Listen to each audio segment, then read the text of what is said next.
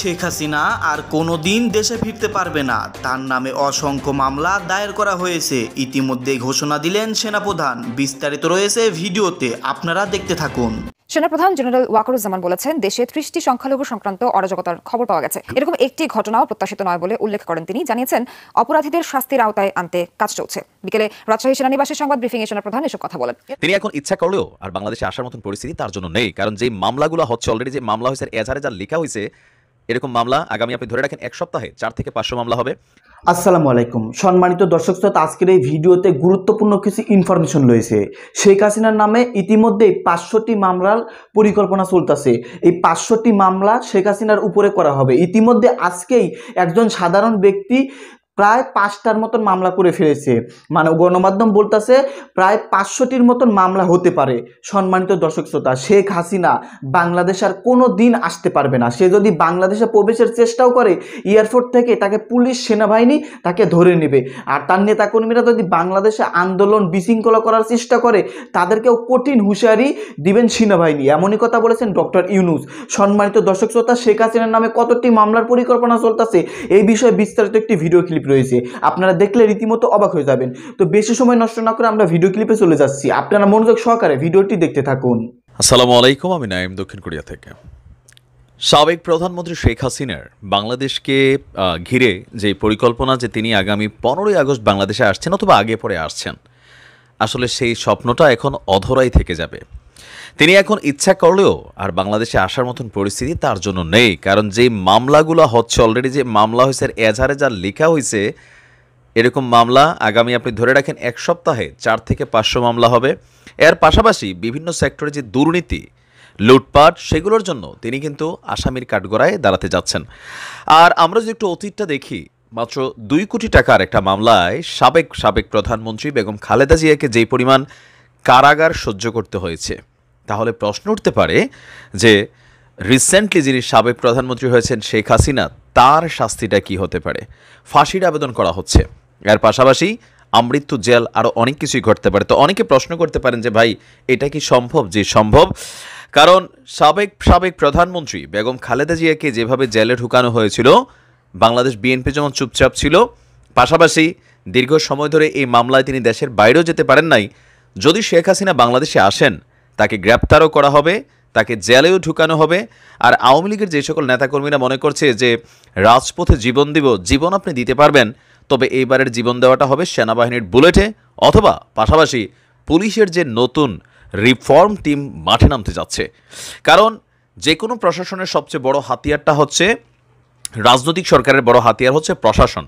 গত 53 বছর এই চিত্র আমরা যেটা দেখছি, সেখানেও আমূল পরিবর্তন হতে যাচ্ছে। তার মানে এখন মাঠে নামলে কোনো ধরনের অস্ত্রশস্ত্র প্রদর্শন, কোনো রকম নৈরাজ্য সৃষ্টির চেষ্টা করলে পুলিশের আসল ক্ষমতা কি, সেইটাই প্রকাশ করা হবে। আর এই উদ্দেশ্যে অলরেডি পুলিশের মধ্যে বড় ধরনের কিন্তু একটা রদবদলও ঘটেছে। যারা আওয়ামীপন্থী বা আওয়ামী সরকারের আমলে যারা বড় ধরনের পদ পদবিগুলো পেয়েছিল, তাদের অবস্থা ভাই কঠিন খারাপের দিকে যাচ্ছে। তো আসুন দেখি মামলাটা কি হলো বা কি আসলে ঘটনা। শেখ হাসিনা সহ 7 জনের বিরুদ্ধে আপনার একটা হত্যার অভিযোগে মামলার আবেদন করা হয়েছে। আর এই মামলাটা করছেন মুদি দোকানি আবু সাইদকে হত্যার জন্য এই মামলার আবেদন করা হয়েছে। আজকে ঢাকার মেট্রোপলিটন ম্যাজিস্ট্রেট রাজেশ চৌধুরীর আদালত আদাবর এলাকার বাসিন্দা ব্যবসায়ী SM আমির হামজা, তিনি এই মামলাটি প্রথম রুজু করলেন। একজন সচেতন নাগরিক হিসাবে একজন নিরীহ নাগরিককে হত্যার বিচার চেয়ে এই মামলা করেছেন এই ব্যবসায়ী। তো এটা বাংলাদেশের একটা কমন চিত্র। আপনি দেখবেন বেগম খালেদা জিয়া বা আরও অন্যান্য বিভিন্ন রাজনৈতিক ইস্যুতে মামলাগুলো যারা করে, মূল ঘটনার সাথে যারা কানেক্টেড, তারা করতে সাহস পায় না, করা হয় থার্ড পার্টি দিয়ে। বাট তো এই ব্যক্তি কেন করলেন, তার বক্তব্য হচ্ছে যে তিনি শুরু করছেন, অনেকেই মামলা করতে ভয় পাচ্ছেন শেখ হাসিনার নামে, আর তার এই শুরুয়াতের পরে অসংখ্য মামলা দায়ের হবে। আর আবেদনে মামলার অপর আসামিরা হলেন সাবেক পরিবহন ও সেতুমন্ত্রী উবায়দুল কাদের, সাবেক স্বরাষ্ট্রমন্ত্রী Asaduzzaman Khan Kamal, IGP Abdullah Al Mamun, DMP commissioner Habibur Rahman, অতিরিক্ত আইজিপি ডিবি হারুন, অতিরিক্ত যুগ্ম কমিশনার বিপ্লব কুমার। আর গত 5ই আগস্ট থেকে প্রধানমন্ত্রীতে দায়িত্বপদ থেকে পদত্যাগ করার পর এই তার বিরুদ্ধে প্রথম মামলা হল। তো মামলার এজাহারে কি আছে? এজাহার বলছে, সম্প্রতি সরকারি চাকুরিতে কোটা সংস্কার আন্দোলনে হাজার হাজার ছাত্র জনতা মিছিল সমাবেশ করেছিল। শান্তিপূর্ণ মিছিলে দেশের বিভিন্ন এলাকায় নির্বিচারে গুলি হয়, বহু ছাত্র জনতা নিহত হয়েছেন। 19 জুলাই মোহাম্মদপুরে বসিলার আপনার একজন বাসিন্দা 40 ফিট এলাকায় ছাত্র জনতা শান্তিপূর্ণ মিছিল সমাবেশ করছিল, সেখানে পুলিশ নির্বিচারে গুলি করে। আর রাস্তা পার হওয়ার সময় স্থানীয় মুদি দোকানদার আবু সায়েদ তিনি মাথায় গুলিবিদ্ধ হন, পরে তিনি মৃত্যুবরণ করেন। নিহত সাইমকে তার গ্রামের বাড়ির পঞ্চগড়ের বোদা উপজেলার নতুন বস্তি প্রধান হাটে দাফন করা হয়েছে। তার মা, স্ত্রী, ছেলে, সন্তান সেখানেই থাকে। এই কারণে ঢাকায় মামলা করতে অপারগ আর বিবেকের তাড়নায় আইনের শাসনকে প্রতিষ্ঠার জন্য এই মামলা করেছেন।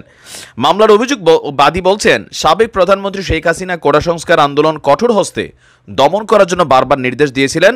কাদের এবং আসাদুজ্জামান খান কামাল তাদের নির্দেশে পুলিশের আইজিপি এবং ঊর্ধ্বতন কর্মকর্তারা পুলিশদের নির্দেশ দিয়ে মিছিলে গুলি চালায়। পরস্পর যোগসাজশে উক্ত উল্লেখিত আসামিরা এই হত্যাকাণ্ড ঘটিয়েছে আর এটার বিচার হওয়া প্রয়োজন। তিনি ফাঁসি দাবি করেছেন। আপনি নিশ্চিত থাকেন যে আগামী এক সপ্তাহের মধ্যে শেখ হাসিনার নামে মিনিমাম 3 থেকে 400 মামলা ফাইল করা হবে।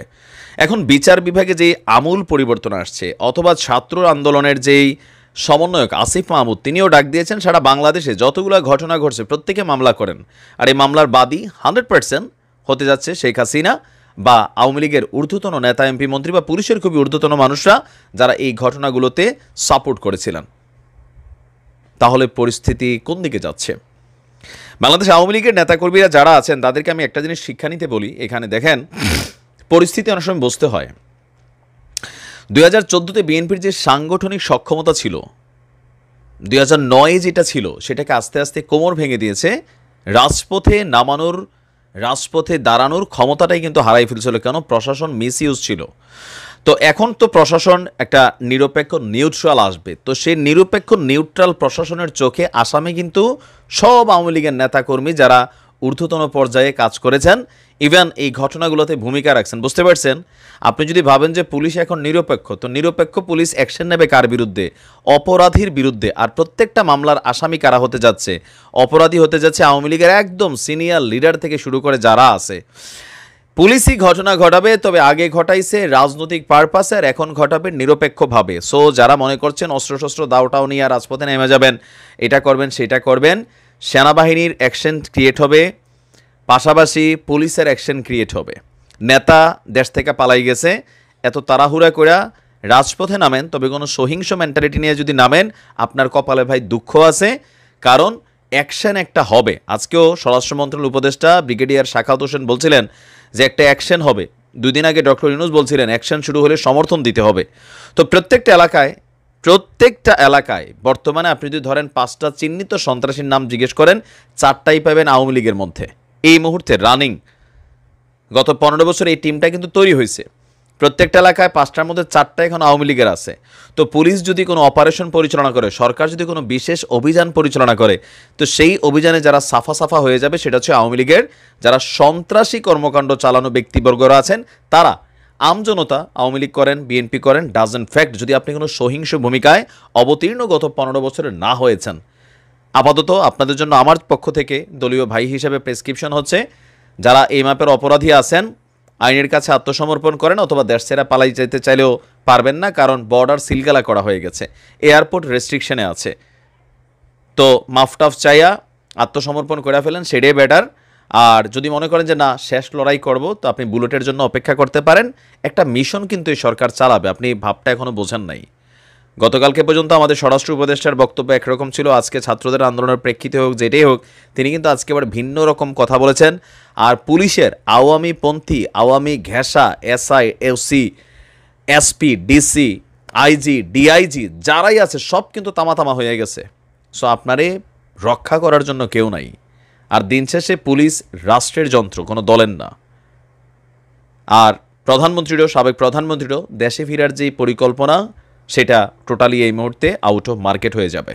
দেখা যাক তারপরেও আপসহীন নেত্রী কি করেন। আসসালামু আলাইকুম।